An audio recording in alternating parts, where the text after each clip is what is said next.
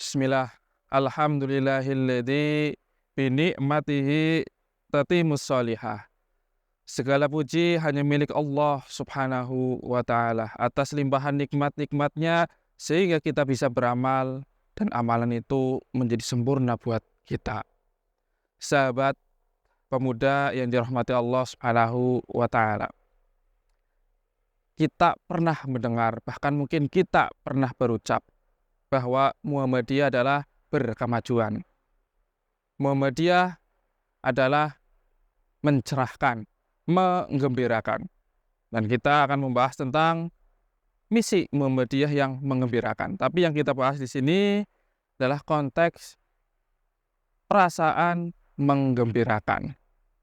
Dalam Islam tentunya segala sesuatu sudah dibahas. Bahkan hakikat dari gembira itu pun sudah dibahas. Maka sekurang-kurangnya Islam membahas tentang kegembiraan itu terbagi menjadi 3. Yang pertama, gembira yang dibolehkan. Yang kedua adalah gembira yang dilarang. Dan yang ketiga adalah gembira yang dianjurkan. Gembira jenis pertama adalah gembira yang contoh. Misal, kehadiran seorang anak. Ataupun kita lulus ataupun kita masuk ke suatu pekerjaan yang kita damba-dambakan, impi-impikan ataupun yang lainnya. Gembira dalam momen seperti ini adalah gembira yang dibolehkan. Rasulullah SAW pun pernah bergembira. Disebutkan dalam hadis dari sahabat Jabir bin Abdullah. Suatu ketika datang Ja'far bin Abdul Muthalib dari negeri Habasyah. Nah, pada saat itu juga benteng Khaybar yang sudah lama dikepung akhirnya berhasil ditaklukkan.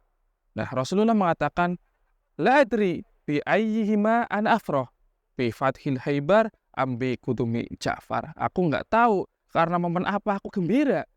Gembira karena pengepungan ataupun penaklukan benteng Khaybar ataupun gembira karena kedatangan Ja'far. Ini gembira jenis pertama. Gembira jenis kedua adalah gembira yang dilarang. Contoh, kita gembira ketika orang lain mendapatkan musibah, mendapatkan ujian. Atau gembira dia bisa menunaikan nafsu haramnya.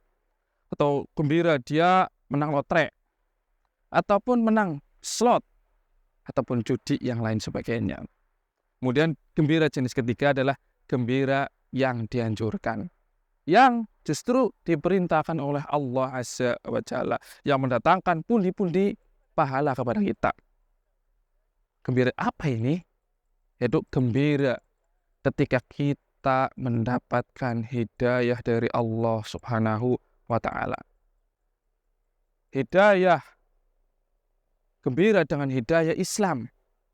Gembira dengan hidayah sunnah. Gembira bisa kita beramal. Allah mengatakan dalam Al-Quran, "Qul bifadlillahi wa birahmatihi fabidzalika falyafrahu." Katakanlah wahai Muhammad, hendaklah kalian itu bergembira. Bergembira dengan apa? Bergembira karena rahmat dan kasih sayang Allah Subhanahu wa Ta'ala. Yaitu gembira dengan Islam. Maka bergembiralah kita dari sekian banyak miliar manusia yang ada di muka bumi ini, kita dipilih oleh Allah supaya kita memeluk Islam. Bergembiralah. Karena dari sekian banyak orang yang Islam ataupun yang mengaku-ngaku Islam ataupun yang menyandarkan kepada Islam, kita dipilih oleh Allah menjadi ahlu sunnah wal jamaah. Maka sekali lagi bergembiralah dengan hidayah karena itu adalah langkah awal kita menghargai nikmat yang Allah berikan kepada kita. Sebaliknya, dia cuek terhadap nikmat-nikmat hidayah, abai ataupun bodoh amat tentang nikmat hidayah Islam ataupun nikmat hidayah sunnah, itu akan mengakibatkan hati dia menjadi sempit. Bahkan kemudian kehidupan merasa terhimpit. Mungkin barangkali kita pernah diuji oleh Allah dengan berbagai macam tupi-tupi ujian yang bermacam-macam. Sehingga muncul dalam benak kita mana kasih sayang Allah Subhanahu wa taala, mana eee, tentang sikap rahmanya Allah kepada kita, kepada saya, dan berbagai macam pertanyaan-pertanyaan. Maka perlu dia itu merenungi, duduk sendiri, yaitu antara ujian dan nikmat ketika disandingkan mana kiranya yang lebih besar. Ternyata nikmat Allah itu lebih banyak daripada ujian yang kita rasakan, baik nikmat duniawi ataupun nikmat ukhrawi. Nikmat duniawi, bukankah kita masih bisa melangkah, melihat, diberi kesehatan, dan lain sebagainya. Nikmat ukhrawi, bukankah kita masih sampai detik ini Islam, dan kita masih bisa sholat, berdoa, meminta kepada Allah Subhanahu wa taala, dan Allah tidak akan pernah bosan mendengar doa-doa kita.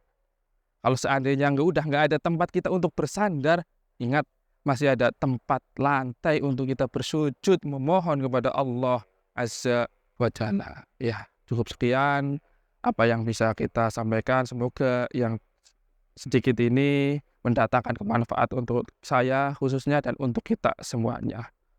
Aku qouli hadza, wassalamualaikum warahmatullahi wabarakatuh.